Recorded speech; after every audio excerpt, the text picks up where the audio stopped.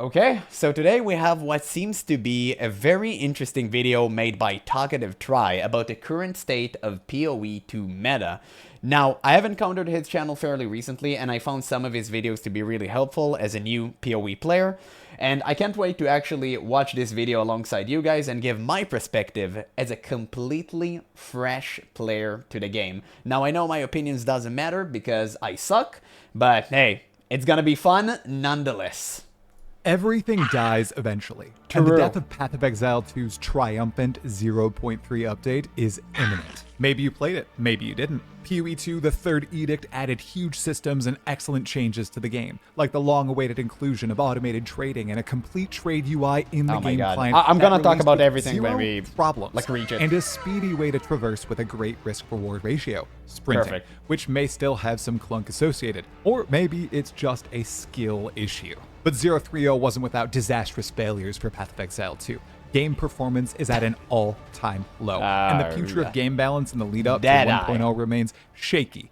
Deadeyes, watch out. Need we even touch on visual clarity? Yeah, I think we will. Fortunately, a suite of new entertainers in this space are making that wait for PoE 2's forthcoming official launch extremely enjoyable, either with crazy events and farming strategies, or just straight fire video essays about Path of Exile. Straight up, I swear to God, once I entered the PoE 2 sphere, my entire YouTube recommendation section was just bombarded with all of these, like, Path of Exile creators, like both old and new, and they are fire, man. Like, the videos are nuts. It's crazy. Exile 2. We're gonna highlight them all. Welcome to the final state of Path of Exile 2 0.3.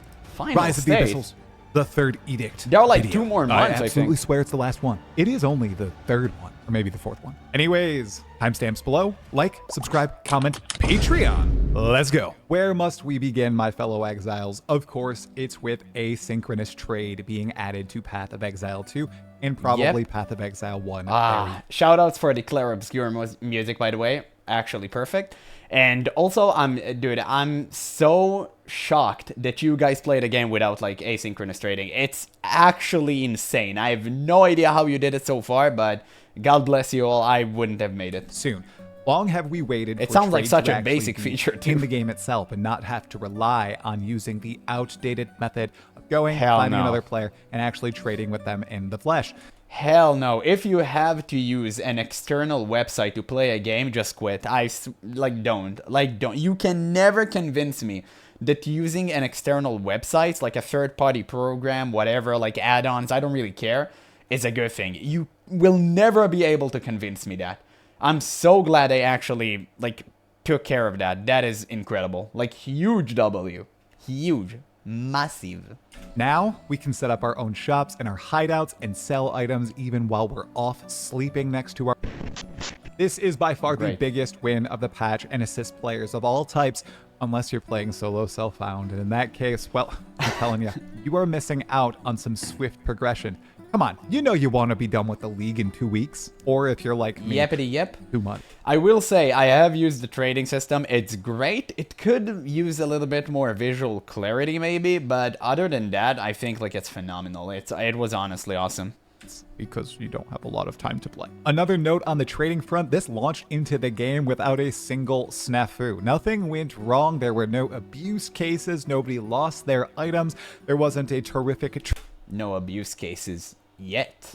Trade scandal. It just worked. And aside from some extra quality of life flourishes that I hope grinding your games continues to add in 0.4.0 and beyond, it works super well. I have no complaints. It's way smoother than using the trade site in my opinion. And it was just a big fat W. Another one we got to talk about right now is the new campaign content. Act 4 and the interlude acts also were just... Act 4 is literally the best, and the interludes are straight up fire. Like, they are straight up better than anything, and Act 1 was like the best so far, but Act 4 just completely knocked it out of the water. Just excellent. Or blow it out of water, however you guys say it. While it was quite easy, is probably the tightest act in Path of Exile 2. I thought Act 1 could not be overcome, but Act 4 did it. I haven't pre-watched this, by the way. This is like legitimately first impression. The fact that he's saying the same thing that I'm saying is kind of funny. think if there's some extra balancing going on with the actual Act 4 bosses to make them a little bit more challenging on that first run through, it's going to be my favorite act by far. The entire element of skipping from island to island, all these disparate environments, encountering the Karui, finding out what the third edict is, and actually seeing Sin succumb to some terrible illness as we enter those interludes, all excellent. I do think there could be a little bit more build up to the Tavakai fight and him being the act boss, but maybe there will be some payoff in Act 5 once we finally enter Oriath and hopefully encounter Oriana. True. And I'm super excited for Act 5 and 6. I'm gonna go deeper into like lore whenever these acts will release, or at least I know when they're released. But right now I'm not really a lore fan. I never really got into it, but I will eventually because clearly I'm hooked on this game and I really want to understand the lore better. The rest of the Twilight Order. Yeah, that cat's out of the bag. Now we all know we're going to Oriath. That Act 4 end of cutscene, whew. Very nice. And the interludes, while they're only a temporary portion of the game, I think they went in quite smoothly and they were actually quite enjoyable. They actually make me think about a future where in Path of Exile 2, for those of us who don't want to run the campaign over and over, has a system in which you just go through a bunch of interludes. These interludes, they don't include he's referring to campaign skip, which as far as I'm aware of is very controversial. Now I'm doing the campaign for the first time and I'm almost done. So for me it's like it was super fun except for Act 3, which was a little bit too long in my opinion. But other than that, I don't think campaign skip is really a good thing. Maybe like an alternative option to it, like sure. But I don't think campaign skips are usually a good thing. But maybe that's just me. Them quite swiftly. Maybe there's 12 or 13 or 14 you got to work through, and they're just content, just the combats, just the encounters, revamped areas from the campaign with that campaign feel, just not as much dialogue you got to skip through on those subsequent runs. I think that would be an elegant way to implement a sort of campaign skip into Path of Exile 2 eventually. Or we could just see all the interludes completely fade into nothingness once we get Acts 5 and 6 added to Path of Exile 2, which I truly think would be a shame. 3 more wins to go over before we talk about the losses, everyone. And the first is the rise of the Abyssals. Huge W. Mechanic, the revamped. Literally the best mechanic ever, and I never experienced any mechanic whatsoever. It was so damn fun. I mean, it's so good. I really hope they would keep it. I've said it like insane amount of times, but I really hope they would keep it when we move forward to like next batches. I really hope they would keep it. It's so much fun, and it's honestly just great. Abyss from Path of Exile 1 slotted into Path of Exile 2 very well. The monsters are cool. The only thing that's a little troubling are the modifiers associated with those rares and the on-death explosions. That is true. On green, on green. The actual mechanic of your maps being overrun with these abyssal creatures at sometimes. Oh yeah, I literally got yesterday like 3 creatures with insane modifiers. Brother, I literally had to separate them, kite them one by one, go back, heal at the well, and just kite them again. Do this 3 times. And I got them. That was crazy. That was super powerful. And my build, like, it kicks, man. It slaps. If you know my build, it literally one-shots bosses, and I couldn't do anything to them. That was crazy. They were super powerful. Leading to an abyssal death. But it was fun. Having the I gotta admit. that drop, the bones that you use to craft onto your items, and it being very deterministic and just giving you a way to power up your character as you're leveling through the axe and into the endgame. It was all just a very feel-good mechanic. Then it also added a suite of boss fights to the game, of which I didn't get to encounter too many times. I do think those are a little bit too rare for my liking. I also think the Vessel of Kulamak, the pinnacle boss for Abyss, could use a little bit of a rework if he stays in the game with 0.4. That fight is frustrating as all heck as a melee character with puddles constantly falling onto the ground. Oh man, yes, puddles. Once again incentivizes that one-shot mentality of I need to kill this pinnacle boss before I have to deal with these puddles that are just a frustrating game mechanic to deal with. Okay, I understand that's good to know. Something like the Shaper in Path of Exile 1 having the puddles that you... Bro just ate it raw. He just stood in it. But yeah, these puddles, they're crazy. The 3 bosses that I mentioned, like the 3 rares, they had these puddles, and you constantly had to kite around them. That's why it was so frustrating playing as a warrior and like do this. But man, my god, it took me some time. And manage yourself and enough arena space to slot them into different corners and be very strategic with how you're dealing with them. But in the Vessel of Kulamak fight, it is just messy and unfun. Don't worry, guys. We'll talk about performance and the issues with Abyss and performance in the next part of the video. Big win number 4 for Path of Exile 2 0.3 is the addition of Sprint. This just makes the game feel better. Okay. I have no idea, again, how you guys played without it. I tried to play without it just, you know, to get that feeling of how people of old used to play. Man, I honestly, I just couldn't do it. Just rolling, you just constantly roll to get, like, speed. Or you just build speed so you can be faster, straight up. And the fact that you didn't have sprint is actually wild. It helps during the campaign so much. Even if you don't use it at the late game. I don't know if you use it at the end game or not, because I'm not there yet. But even if you don't use it, the fact that you can use it all the time at the campaign, you literally use it like every single second, is insane. Like that's a huge W. It's crazy good. Crazy good addition to the game. Okay, you move faster. You have to be strategic. It is a bit with clunky. The way you use it. It has a great risk versus reward ratio. Initially, I thought it was extremely clunky to use, and they did make a few tweaks to it that made it feel a tad better.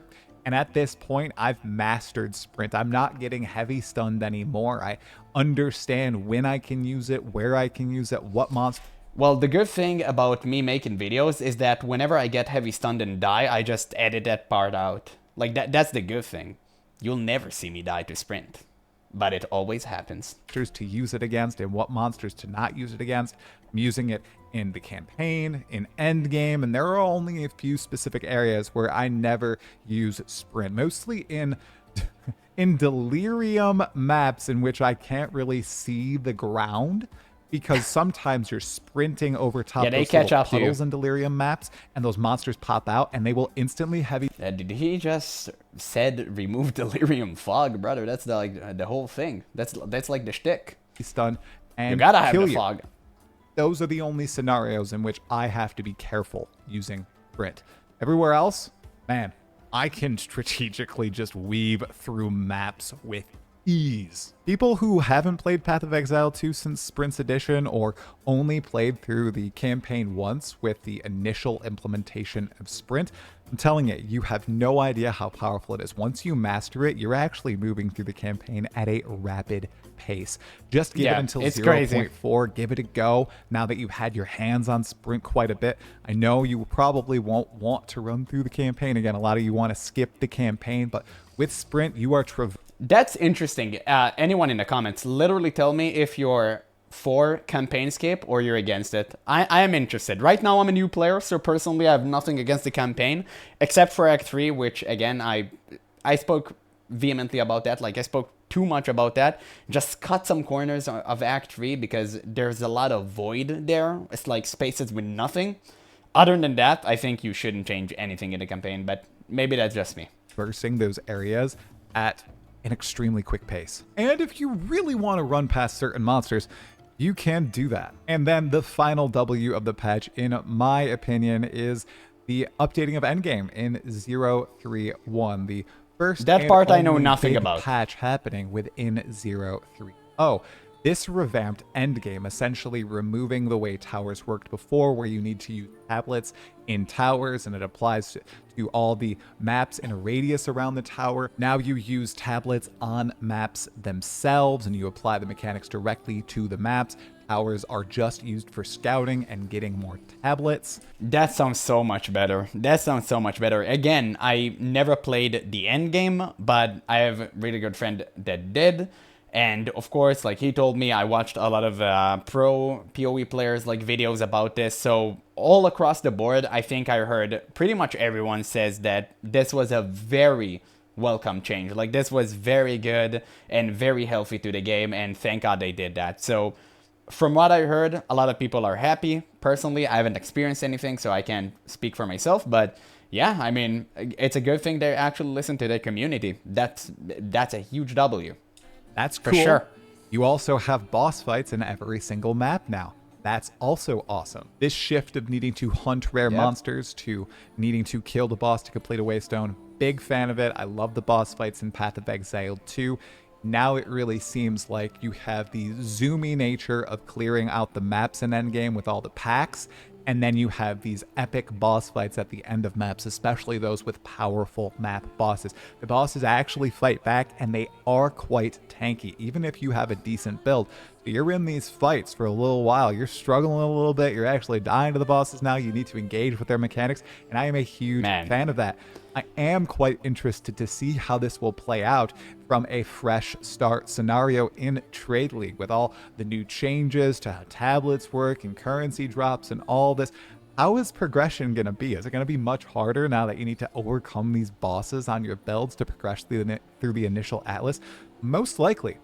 I'm excited to give it a go, though, in 0.4. Now we need I'm so excited to try maps and the end game. I'm so close to it. I'm about to begin, but holy, I'm excited. It seems like so much fun, and this is pretty much what drew me into PoE in the first place. But I did not expect to like the campaign so much. I had a blast during the campaign. It was fantastic. So I cannot wait to actually reach endgame and, you know, start having like the true PoE experience that everyone talks about. To talk about the terrific losses that hopefully will lead Some to L's? wins in the long term. The number one problem with the game isn't balance, everyone. It is performance. Oh my goodness, has performance I'd say balance, but yeah, plummeted with the release of this league. absolutely. Listen, I have a Giga PC, okay? I have like a 5K PC, and my PC is chugging sometimes. I had to change some of the graphics to actually make it like consistent with the frame rate, but my god, this is crazy. The game looks fantastic, don't get me wrong, but it doesn't look that great. The fact that my PC is chugging on the highest like graphic settings, it's kind of wild, considering the fact that I run buttery smooth Black Myth Wukong, which, again, if you play this game, you know the fidelity is photorealistic. You can literally see the beams of light hitting the ground and doing like shapes if you go behind an object or something. Like, you can see the reflection, you can see everything. The game fidelity is insane, and the graphics are literally the best that I've seen in any video game whatsoever. And the fact that I run this game buttery smooth, no problem, and I can't really run Path of Exile 2 is kind of wild. They definitely need to optimize the game a little bit more. But again, I'm pretty sure they will do that. I mean, I trust them to do so. Crashes that are occurring to many people, to FPS drops, to just not being able to actually play the game because it's so blurry or there are issues going on. It's happening to unprecedented numbers of people, at least vocal people on the internet, and it's also happening to me. My dad, my brother, my wife, my brother-in-law, everyone I know has struggled with performance this league, and they weren't struggling in prior leagues. And we're also seeing lots more complaints bubble up about needing a NASA-level computer, or your computer turning into the actual furnace for your house when you're playing, or seeing people on consoles unable to play the end game at all. So what is the source of this problem? What's happening here? Well, a lot of people will initially point to... By the way, if you want to know my graphics card, like, I have 5080, like the best version of it too. So I have a lot of VRAM, I have like everything, and that's wild. Like, that is wild. Abyss adds lots of monsters to your map, it adds lots of visual effects to your map, and that is overloading whatever system you are using to play the game. And that's totally true. Every time I walk into an Abyss area, my performance tanks, my FPS just goes down. That happens to almost everybody I see. And I have a 4090 top of the line AMD, 64 gigabytes of RAM. I've got everything. I am still suffering on my computer here. I can only imagine how those with low to mid-spec PCs and those on consoles feel when they're encountering crazy cool abyssal encounters. And we also have a bunch of back-end changes that happened with Path of Exile 2. Oh my god, They completely my rewrote eyesight. the renderer. The hell is this, the Endgame? What in God's name is going on, dude? What is with the visual clarity here? I can't tell anything. That's probably where a lot of but the I guess he's crashes winning. are coming from. And then sourcing back to the actual abyssal monsters, lots more loot is dropping on the ground again, so we have tons of items on the floor that is cluttering the performance. Remember, every item that is within your filter that shows that contributes to your PC running worse, your console running worse. And while Path of Exile 2 was initially pitched as a game that would not need... Wait, how can consoles even survive that? You can't upgrade your console, dude. This is like, what is going on? They must suffer. Holy, that is nuts. ...a loot filter. Those days are long gone, and we're not even 1 year into the release of PoE 2. Honestly, you couldn't even run without a loot filter once you hit Endgame in 0.10 back in December of last year. So that right there is the #1 thing that grinding gear games needs to resolve by 0.4 in the future. I know a few of you will say, oh, it's an early access title, what do you expect? Well, I expect them to move forward, not backward, and it's been kind of unfortunate. They haven't really addressed this issue. I really hate that notion that, oh, it's just early access, dude, what do you expect? Well, yes, that's why I'm giving feedback, because I want them to do better, and when they go backwards, it actually feels even worse, because you had a good thing, and now you don't, so... That's kind of weird. What happened there? It's so stupid to say it's early access, like as a defense mechanism. I always hated this tribalism thing that we have to collectively gather and defend our game that we love. No, if you love the game, you should be able to talk about the thing that you dislike so the developers can fix it, because GGG is actually listening compared to like other video games where if you say something, the developers get so insulted they actually start cube crawling. You head on. But you will never know which company I talk about, by the way. You know, it's been like this for a long time in Path of Exile 1, where of course you can juice to the absolute maximum. Well, in Path of Exile 2, that's happening again. And it's even on the lower end of stuff. You don't even need to juice a lot to see worse performance, because there's so many more things happening on screen in Path of Exile 2. So many more visual effects. The graphics are obviously better. There's, you know, cooler monster designs going on. You're doing more things with more different effects. Yep. The performance in PoE 2, in my case, is much worse than in Path of Exile 1 for my playstyle of kind of elking and going. These performance issues aren't just affecting the Giga Juicers like my friend Snoobay85. It's hitting us all. And I hope GGG tries to resolve it ASAP. Okay, the other big L of 0.3 is just Tell balance. me about it. That's it, guys. Yep. This was pitched as being a buff patch to pretty much... Nothing was buffed, nothing was changed, and nothing but Deadeye is being played. Everything.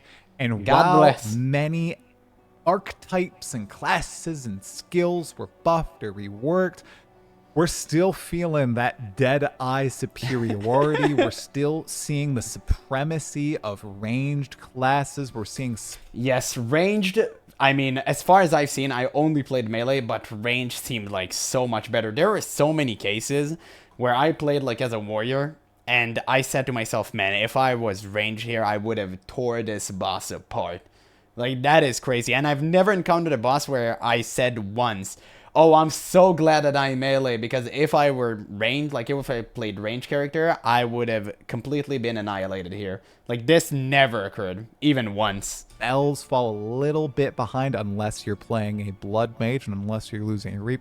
We still have melee feeling a little bit left out because of the absolute visual clutter, the on-death effects ongoing, the deep... It's also the fact that you get ganged up by 5 monsters and you literally get body blocked. I died so many times because of ambushes in the game, which is not necessarily a bad thing, but you really need to be careful because the Abyssal League mechanic does that a lot. You just get ambushed, and especially where they all pop out of the hole, which right now is not really a problem because I went for Hammer of the Gods build, so whenever they pop out of the hole, I'm like, Hammer of the Gods! And then my screen just dies. But yeah, that's pretty much, you know, until you reach that point, you kind of get screwed over and over. And I still get ambushed and blocked a lot, which I guess doesn't really happen to range because you can always keep your distance. Gens on the ground. balance is in a whack state. And honestly, I know what they tried to do with 030 was try to get everything in a good state before adding something like the Druid or the Templar or Swords and the Duelist to the game. Man, please add Duelist to the game, dude. I played PoE 1 for like 3 hours total, and it was on the Duelist, and man, I love the Duelist, dude. I just want Gladiator. Gladiators are literally the best thing ever, and I love them to death. I don't care if he sucks, just add him, dude. I want to play Gladiator already. But I really don't think that's going to happen. But please don't make him suck. I really want him. Until they get everything into the game. This was one of those patches where they said, we're not adding a new class. We're not adding a bunch of new skills or archetypes. We're just going to go back and try to work on prior things. While they did solve some problems, like armor, for example, I still think with every single patch, we're just going to get a slew of new issues. And they need to completely cook that soup until they start to curate it and make it balanced. But to be fair, they are experimenting. They added a lot of nodes too in this patch, I think. So this was already a great thing for the game. But that being said, as far as I've seen, again, I'm new to this whole PoE content creation thing, and I have watched content creators, but not too many. As far as I've seen, no other build is like going for any Ascendancy ability, which is an ability you get only through Ascendancy. But maybe that's just my experience. Maybe I'm wrong about this. Personally, I haven't really seen any builds like that. But to be honest, I haven't seen anything but Deadeye, so, I mean, you just see them scattered all over the place. And honestly, let's be real, guys. Is a game like Path of Exile 2 or Path of Exile 1 for that matter, or Diablo 4, Last Epoch, all these ARPGs, are they ever truly balanced? Let me know in the comments below. Can you name... It doesn't have to be balanced. You don't need to have all characters and all ascendancies at the exact same level. That's not the case. It just... What people want is their class or favorite ascendancy or class, whatever, want them to be viable. That is the most important word here, like viability. Because if you can clear maps and you can do all the content and you can do it with like all the ascendancies, most people won't care as long as the disparity is not too far apart. Like as long as, let's say, we take the top end, which is Dead-Eyed, and we take the lower end, which is like Smite of Kitava, which is absolutely dog water, and you kind of make the difference. Instead of being like this chasm, you make it like this, people will be okay with this. Like people will be totally fine, for sure. People don't want to play the most broken thing ever. They just want their thing to not suck. That's pretty much it. A game, a state, a patch of a game like this that's so complicated that has ever been balanced. I'm really curious. Everybody wants balance. Grinding Gear Games wants balance. But I'm starting to think, is that a possibility? Okay, the glazing and the hating is over. Now, I just thought it would be kind of cool to end the state of 0.3 with a shout out to some new or... Okay, so one more thing about the balance. Again, I said Smite of Kitava is like an example because I play Warrior and I wanted to play Smite of Kitava originally. If you watch my videos, you know that. So the thing is, I read his Ascendancy and then I read the Titans. And the moment I read both of them, I literally stared into my screen and I went like, why the hell would I ever pick Smite of Kitava over Titan? Why the hell would I not take Hulking Form? This is insane. Like Hulking Form, Aftershocks, all of those things. And what Smite of Kitava offers is massive defense boost, but you can get that regardless. So it's kind of odd to me, why would I ever choose this over the other? So once again, the disparity is huge. You need to make it even. You need to make some class good in certain situation and the other ascendancy like good at other.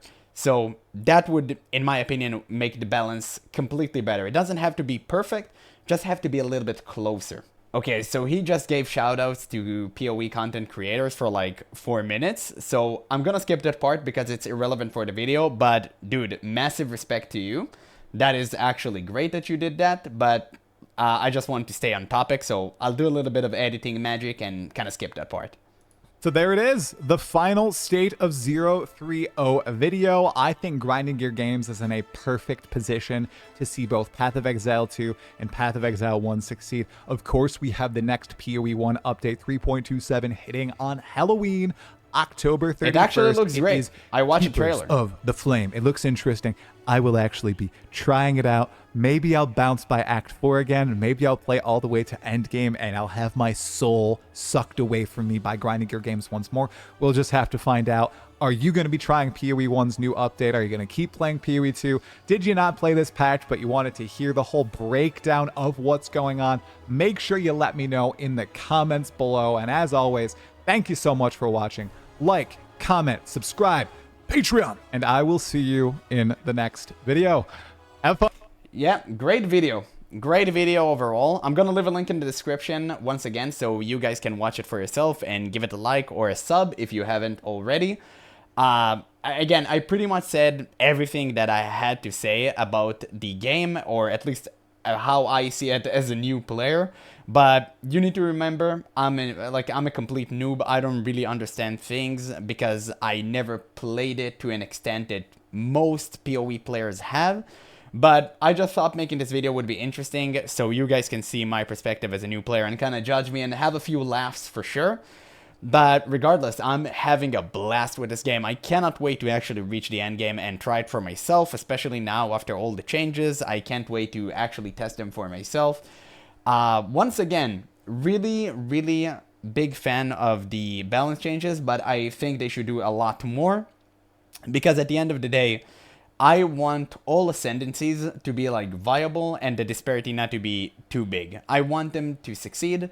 And I want GGG to keep doing God's work because clearly they are listening to their community and honestly, they're just fantastic. I love the response from them. I love how transparent they are. And they're just incredible developers. You can't really find that in the gaming sphere today, which is unfortunate, but it's also reality. But yeah, that's pretty much all for today's video. So once again, make sure to let me know what you guys think in the comments below. Thank you guys so much for watching, and I'll catch you in the next one.